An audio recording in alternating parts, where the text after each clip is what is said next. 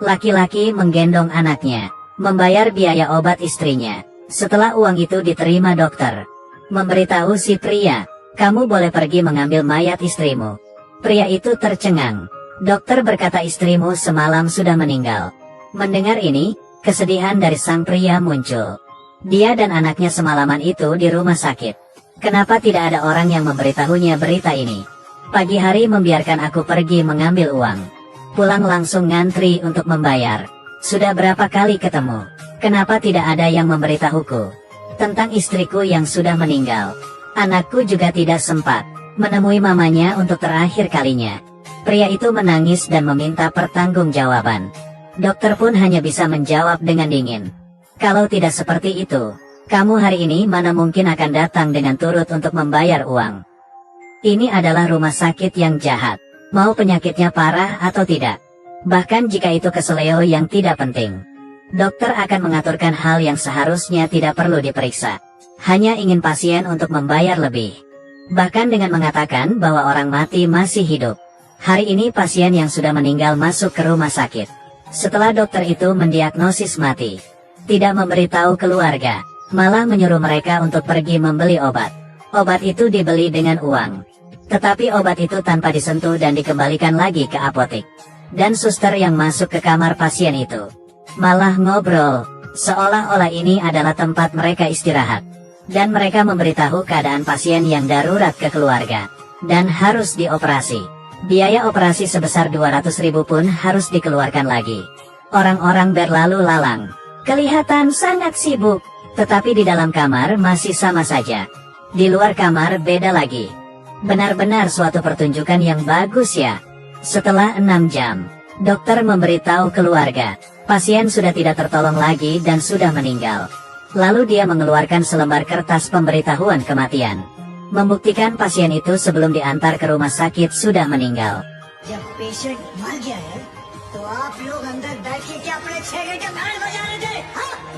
Dia mengancam dokter untuk tidak mengambil biaya pemeriksaan. Selembar kertas ini adalah bukti yang bisa menjatuhkan rumah sakit. Pria ini sebenarnya bukan keluarga si pasien.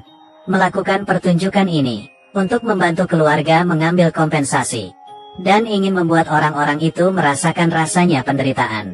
Di bawah ancaman, direktur rumah sakit pun tunduk dan memberikan kompensasi yang tinggi. Setelah pria itu mendapatkan kompensasi, tidak memilih untuk melepaskan kejadian ini, malah berbalik badan dan menyebarkan bukti itu.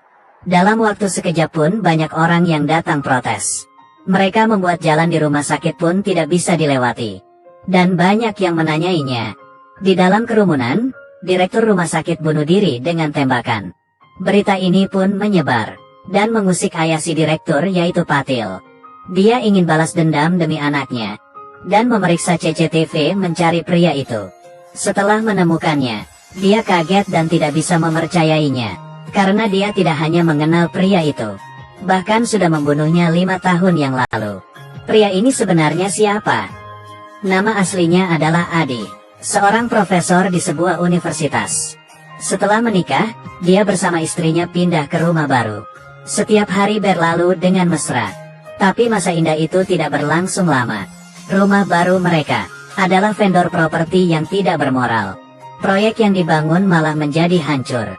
Akibatnya, istrinya yang baru menikah dan hamil pun meninggal. Adi tidak menerima kompensasi, ingin menuntut vendor itu, yang dipimpin oleh Patil tahun itu, karena dia telah menyuap banyak penjabat, dan tidak ada yang ingin memecahkan masalah ini.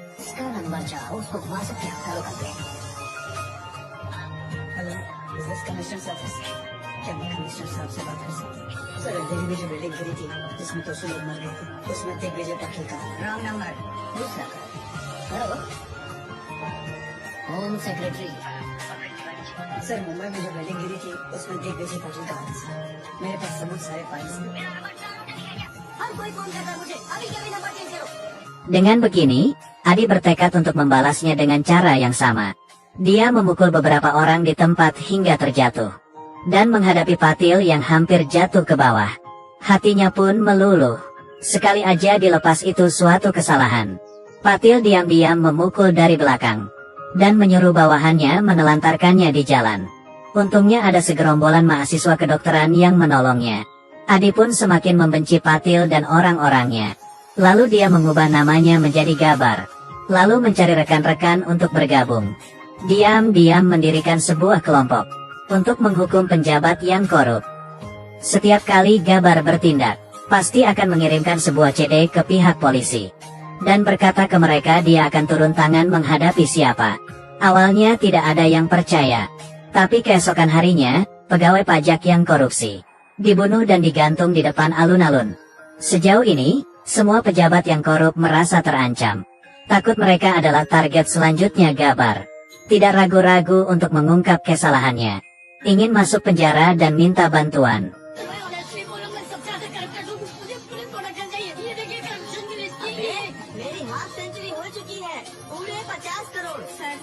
Karena yang ditangkap semua itu adalah koruptor. Jadi semua orang mendukung Gabar, menganggap dia adalah seorang pahlawan kebenaran. Gejolak terus meningkat, banyak pejabat tidak berani lagi mengorupsi uang. Bisnis Patil pun terpengaruh. Dengar-dengar Gabar sudah menangkap 10 koruptor. Jadi dia juga menangkap 10 orang yang paling jujur dan tidak pernah korupsi. Dan yang paling jujur itu ditendang jatuh dari atas gedung. Perilaku jahat itu benar-benar membuat Gabar marah. Dia menuliskan nama Patil di daftar buku kematiannya. Di saat yang bersamaan, polisi yang bernama Kuldep di saat itu juga memerhatikan tentang masalah penangkapan itu. Meski kemampuannya luar biasa, tetapi karena dia tidak punya uang untuk menyuap ketua, sehingga dia menjadi supir polisi. Meski mempunyai cara untuk menemukan Gabar, tetapi tidak ada yang ingin mendengar pendapat dari seorang supir. Karena itu dia hanya bisa diam-diam menyelidiki. Dan menggunakan kesempatan itu, Gabar tahu semua tentang pejabat yang korup. Pasti ada orang dalam yang membocorkan informasi itu. Kemudian melewati hubungan itu, memeriksa pegawai yang jujur tidak pernah korupsi itu mempunyai kesamaan apa. Akhirnya menemukan bahwa mereka semua adalah satu alumni. Dan juga mencurigai Gabar, juga alumni dari sekolah yang sama. Kuldep memberikan hasil pemeriksaannya ke ketua. Lalu mereka datang ke sekolah untuk mencari orang. Tetapi semua mahasiswa menghalang polisi untuk masuk. Karena jalan ini tidak bisa dilewati. Polisi menangkap keluarga para pegawai yang tidak korupsi. Dan memaksa memberitahu keberadaan Gabar. Tetapi mereka semua menerima apa saja hukumannya. Dan tidak ada satupun yang memberitahu keberadaan Gabar. Robin, अगर तुमने इन्हें कुछ भी बताया, तो समझ लेना तुम्हारी माँ भी मर। Sesuai dengan peraturan hukum, tindakan Gabar itu adalah suatu kejahatan. Tetapi orang-orang bersedia untuk peduli dan mencintai. Meski menderita tetap tidak akan berkhianat. Gabar, satu kata ini, merupakan harapan terakhir semua orang. Mengkhianatinya berarti sama dengan mengkhianati diri sendiri. Dan di saat yang sama, Patil merayakan pesta ulang tahun. Banyak orang yang datang menggunakan topeng muka dia. Gabar ternyata ada di tengah kerumunan orang-orang itu. Karena kegunaan topeng, sehingga Gabar dengan mudah berjalan ke tempatnya Patil. 5 साल पहले तूने मुझे 2 चांस दिए थे, आज मैं तुझे 3 चांस देता हूँ। हेलो, मैं दिग्विजय पाटिल। मैं बड़ी मुश्किल में हुआ मुझे। गब्बर ने मुझे किडनैप कर लिया है। क्यों मनवा रहे हो मुझे? Hello, commissioner office. मैं दिग्विजय पाटिल बोल रहा हूँ। गब्बर ने मुझे मेरे घर पर छुपा रखा है। ये पुलिस स्टेशन है। नहीं, hello, hello. Memberikan Patil kesempatan untuk menyerah. Adi balas dendam demi istri dan anaknya yang telah meninggal. Kali ini, hatinya tidak akan melulu lagi. Menyelesaikan masalahnya sendiri, Gabar pun ke kantor polisi untuk menyerahkan diri. Banyak orang melakukan pawai di jalan, melakukan petisi ke presiden, berharap untuk dibebaskan. Orang-orang mengelilingi mobil polisi yang akan membawa Gabar pergi. Alun-alun kehilangan kontrol. Polisi pun membiarkan Gabar untuk memperlihatkan diri.